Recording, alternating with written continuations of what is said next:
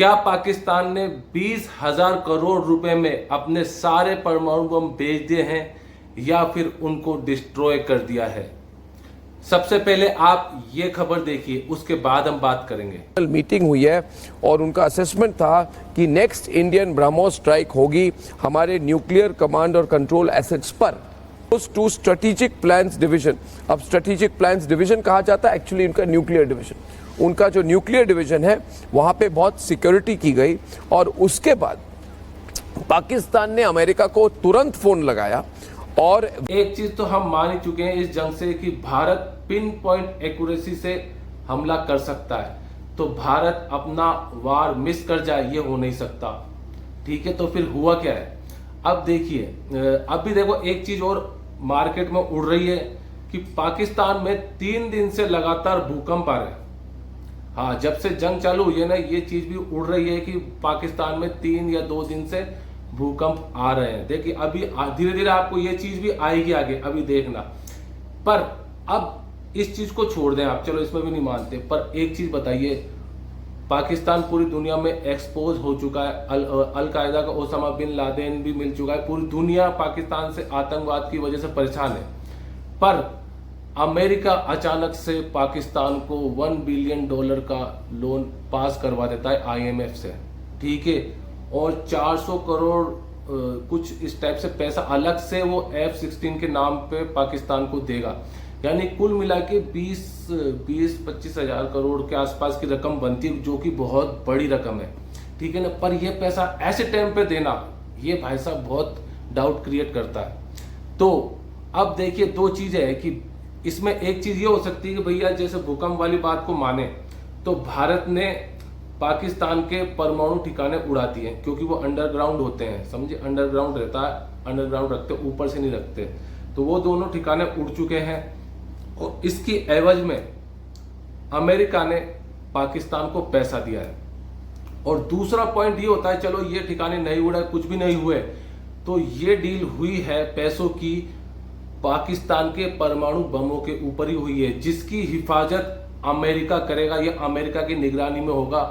America की बिना अब कुछ भी नहीं कर सकता पाकिस्तान, समझे ना। या तो ये डील हुई है, पर 101% है ये हुई परमाणु बम के ऊपर ही, वरना और कोई चांस नहीं है जो पाकिस्तान को बचा लेता।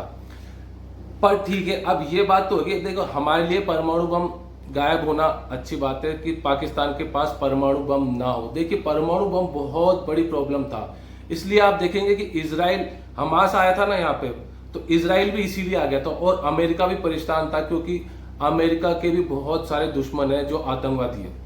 तो इन दोनों के सबसे ज्यादा दिक्कत थी, क्योंकि हम लोग तो पूरी तरह आर पार की लड़ाई के लिए तैयार थे, भैया तो तू घेर दे या फिर हम घेर देंगे तेरे ऊपर बम। लेकिन इन दोनों को सबसे ज्यादा डर था, इसलिए इजराइल भी तुरंत भाग के आया और अमेरिका भी तुरंत भाग के आया। तो उनका मेन टारगेट था कि भाई पाकिस्तान अपने परमाणु बम किसी भी अनशन आदमी को ना दे दे। यहाँ तक कि अभी एक खबर आई थी कि तालिबान को भी देना चाह रहा था, पर तालिबान ने साफ मना कर दिया, भाई हमको ये चाइनीज भंगार नहीं चाहिए, क्योंकि चाइनीज पाकिस्तान के पास जो है ना पर परमाणु बम होते हैं। अब देखिए इसमें एक फिल्म का बहुत बड़ा डायलॉग है कि जैसे पाकिस्तान के पास 130 परमाणु बम है, पर वो कोई प्रॉब्लम वाली बात नहीं है। प्रॉब्लम वाली बात यह है कि किसी आदमी जिसे केवल एक ही परमाणु बम चाहिए, वो प्रॉब्लम वाली बात है। और ये चीज अगर हो जाती ना, मतलब कि पाकिस्तान बिखर जाता, 4 टुकड़े वगैरह हो जाते, तो हो सकता था किसी भी आतंकवादी गुट के पास ये परमाणु बम जा सकते थे। तो इसलिए ये सारा खेल हुआ है, पैसा वैसा सब कुछ इसलिए मिला है। अब देखिए भाई इंडिया के लिए क्या बनता है इसमें। अब मैं आपको 2-3 पॉइंट बताऊंगा, बताता हूँ। अब हम लोग तो बेवकूफ बन गए ना, दुनिया की नजर में हम लोग बहुत बुरी तरह से बेवकूफ कट गए।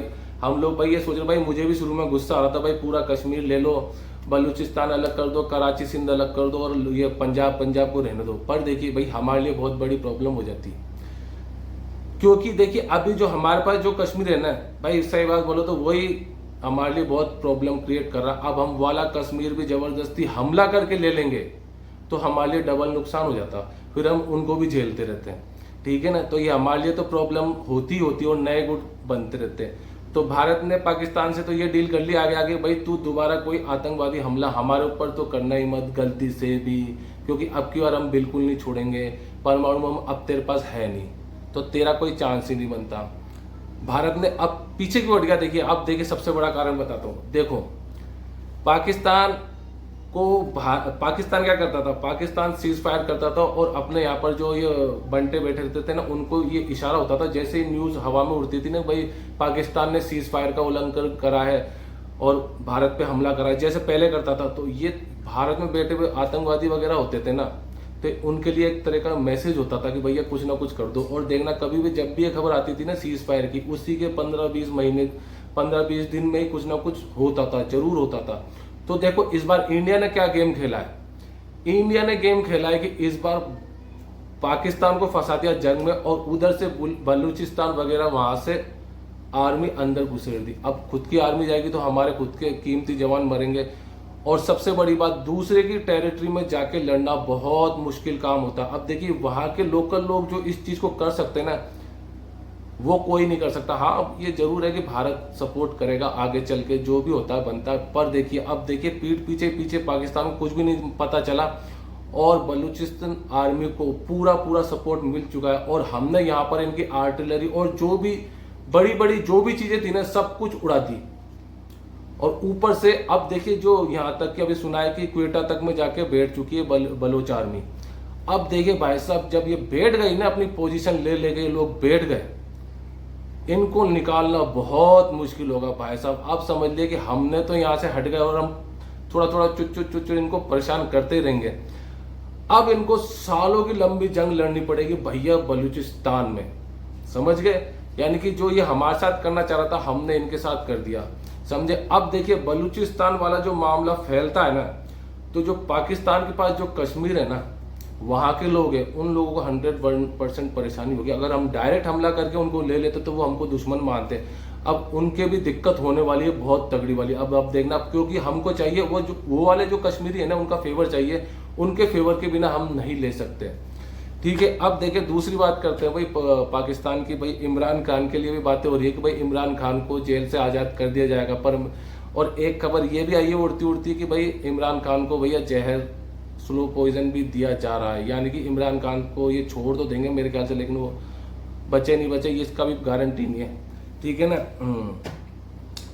एक खबर हो रही है भैया, हाँ जैसे सीएन अभी देखिए, अभी शहबाज शरीफ ने देखो अमेरिका को थैंक यू करा, चीन वगैरह सबको थैंक यू कर दिया, और उसने एक चीज और बोली है कि भैया हमारा वार का हीरो ये आसिम मुनीर है, जो कि इस वार का मतलब क्रिएट करने का सबसे बड़ा जो पाकिस्तान को नुकसान हुआ है ना, वो आसिम मुनीर की वजह से हुआ है। पर देखिए शहबाज शरीफ ने इसको क्रेडिट क्यों दिया, इसका कारण समझना, क्योंकि पाकिस्तान में बुरी तरीके से केओस फैल चुका है, पाकिस्तान की सेना पूरी तरीके से पिट चुकी है और ये सब पूरी दुनिया में थू हो चुकी है, पर वहां के लोगों को कोई चूरन बेचना था। अब देखिए हमने ऊपर से कुछ भी नहीं करा, हमने सारी चीजें भैया तू मान ली, तेरी जो भी तू कह रहा सब चीज मान ली, हमने सारी चीजें मान ली और चुपचाप रहने दी। और वो जो लोग बोल रहे हैं ना पाकिस्तान वाले, हमने उस पर भी कोई अपना प्रतिक्रिया नहीं दे रहे। अब अगर देखो आसिम मुनीर हटता है यहाँ से सेना से, तो इसका मतलब है आसिम मुनीर का मरना तय है, वो लोग छोड़ेंगे नहीं वहां के लोग। इसलिए आसिम मुनीर को हीरो बताया गया और पाकिस्तान को छोटी मोटी विक्ट्री दे दी गई है, जबकि उनको मालूम है वो ये जंग बहुत बुरी तरीके से हार चुके हैं भैया, बहुत बुरे वाले लगने वाले हैं इनके। अभी आप देखना, अभी आपको पता पड़ जाए कुछ टाइम में। और देखिए एक चीज और थी, हाँ एक चीज बहुत इंपॉर्टेंट है, ये युद्ध विराम है, युद्ध खत्म नहीं हुआ, यानी कि अभी जंग चालू है, अभी आगे भी पिक्चर अभी बाकी है मेरे दोस्त। तो मिलते हैं अगले वीडियो में। जय हिंद, जय भारत माता की।